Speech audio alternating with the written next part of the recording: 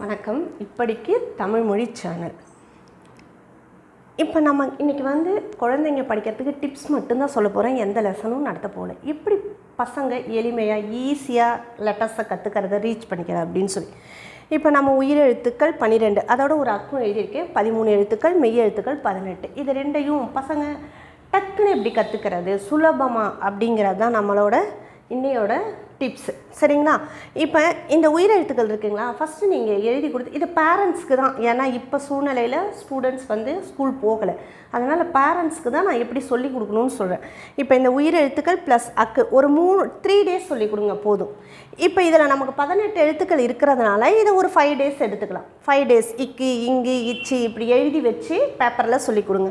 அதே மாதிரி உயிரெழுத்துக்களும் அ ஆ இ இப்படி லைனாக ஒரு 3 டேஸ் மட்டும் அவனுக்கு ஸ்பெண்ட் பண்ண ஒரு 15 நிமிஷம் அவன்கிட்ட உட்காந்திங்கன்னா போதும். டெய்லி அவன் ஈஸியாக லெட்டர்ஸை கற்றுப்பான். இது நம்ம உயிரெழுத்துக்கள் முடிச்சுட்டு மெய் எழுத்துக்கள் போவோம். இது மாதிரி நீங்கள் ஒரு 3 டேஸ் சொன்ன பிறகு திரும்ப அதையே சொல்லிகிட்டு இருக்க வேணாம். நீங்கள் என்ன பண்ணுறீங்கன்னா, இப்போ கடைகள்லாம் உங்களுக்கு ஏபிசிடி டாய்ஸ், அஐஇ டாய்ஸ், இக்கிங் இச்சு டாய்ஸ்லாம் கிடைக்கும். இப்போ கடைகள் போகிறதுக்கு பாசிபிலிட்டி இருக்கா என்னன்னு தெரியல. அதனால் நீங்கள் வீட்லேயே இந்த மாதிரி ஒரு ஷீட் ரெடி பண்ணுங்கள். எப்படின்னா, உங்களுக்கு எனக்கிட்ட ப்ளூ செல்லோ டைப் இருந்தது. அவன் ஏன்னா பசங்க கலர்ஃபுல்லாக இருந்தால் ரொம்ப விரும்புவான். அதனால் உங்களுக்கு கார்ட்போர்ட் அட்டையோ ஒரு சார்ட்டோ அந்த மாதிரி நான் நெறி பேப்பரில் எழுதியிருக்கேன். நீங்கள் சார்ட்டு அந்த மாதிரி ஒரு மொத்தமாக எடுத்து இந்த 12 எழுத்து ப்ளஸ் ஒரு அக்கு 13 எழுத்தையும் தனித்தனி ஷீட்டில் எழுதணும். ஒரே ஷீட்டில் எழுதக்கூடாது. எழுதிட்டு நீங்கள் இந்த டிசைன் தான், ஸ்கொயர் தான் இல்லை, நீங்கள் ரெக்டாங்கிள் வச்சுக்கலாம், ரவுண்ட் வச்சுக்கலாம், ஸ்டார் வச்சுக்கலாம். ஏன்னா கலர்ஃபுல்லாக பசங்க விரும்புவானுங்க.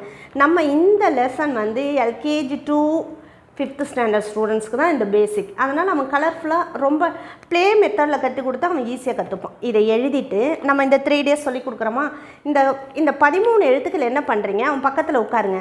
இப்போ நம்ம ஒரு விளையாட்டு விளையாடலாமா அப்படின்னு அவங்ககிட்ட ஆரம்பித்து அவங்ககிட்ட பேசி இந்த 13 எழுத்துக்கு நான் இப்போ தூக்கி எறிவேன், நான் கேட்குற எழுத்தெல்லாம் நீ எடுத்துகிட்டு வந்து கொடுக்கணும் அப்படின்னு சொல்லுங்கள்.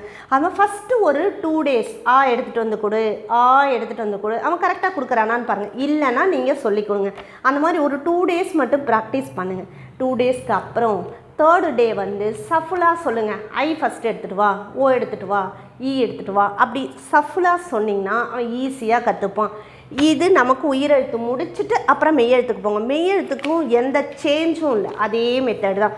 இக்கு மட்டும் ஒரே ஒரு லெட்டர் எழுதியிருக்கேன். நீங்கள் 18 எழுத்துக்கள் வரைக்கும் தனித்தனியாக எழுதிட்டு தூக்கி போட்டு இப்போ உயிரெழுத்துக்கள் எப்படி சொன்னமோ அதே மாதிரி இதுவும் இன்னொரு வரிசை காங்காச்சாவும் எழுதிக்கோங்க. ஒரு 2க்கு வித்தியாசம் இல்லை. ஒரு பக்கம் இக்கு போடுங்க, ஒரு பக்கம் கா போடுங்க. இப்படி போட்டிங்கன்னா ஈஸியாக அவன் கற்றுப்பான். இதுதான் குட்டீஸ்க்கு ஈஸியாக கற்றுக்கிற மெத்தடு. இது முடித்த பிறகு உங்களுக்கு எல்லாமே தெரிஞ்சிருச்சு. நம்ம ஃப்ளாஷ் கார்டுன்னு சொல்லுவாங்க.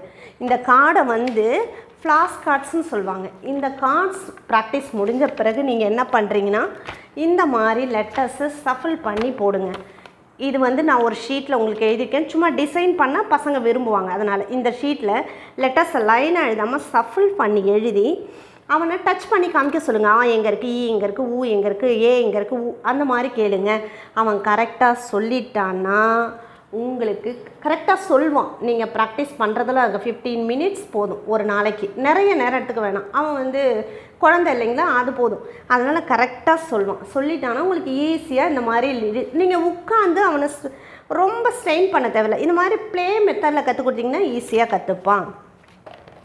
நான் அடுத்த வீடியோவில் உங்களுக்கு 216 உயிர்மை எழுத்துக்கள் இருக்குது இல்லைங்களா, அதை நான் எப்படி ஈஸியாக சொல்லித்தரேன். நீங்கள் லைனா கா கீக்கின்னு சொல்லித்தர வேணாம். எப்படி ஈஸியாக சொல்கிறதுன்னு அடுத்த வீடியோவில் சொல்கிறேன். நம்ம எப்போவுமே ஒரு திருக்குறள், பழமொழி இதெல்லாம் சொல்லி முடிக்கிறோம் இல்லைங்களா. இன்றைக்கி ஒரு ஆத்திச்சூடி சொல்வோம். ஆத்திச்சூடி ஔவையார் எழுதுனது. நிறைய வரிகள் எழுதியிருக்காங்க. அதில் இன்றைக்கி சனி நீராடு அப்படிங்கிற ஒரு வழி மட்டும் பார்ப்போம். பொதுவாகவே சனி நீராடுனா சனிக்கிழமை குளிக்கணும் அப்படிங்க, சனிக்கிழமை எண்ணெய் தேய்ச்சி குளிக்கணும் அப்படிலாம் வச்சுருப்பாங்க. அந்த எண்ணெய் தேய்ச்சி குளிக்கிறது எப்படி வந்ததுன்னா, சனி பகவான் அவரோட தானியம் எள்ளிலிருந்து கிடைக்கிறது நல்லெண்ணெய். அந்த நல்லெண்ணெயை நம்ம தலை முதல் கால் வரை தேய்ச்சி குளித்தோம்னா உடம்பு வெப்பம் தணிந்து குளிர்ச்சி கிடைக்கும். சரும நோய்கள், ஸ்கின் ப்ராப்ளம் வராது. ஸ்கின் நமக்கு மினுமினுப்பாக அழகாக இருக்கும். அப்படிங்கிற இத்தனை பொருளையும் உள்ளடக்கி ஔவையார் அதில் சனி நீராடுன்னு ஒரு வரி எழுதியிருப்பாங்க. ஓகேங்களா? அடுத்த வீடியோ. Thank you to all.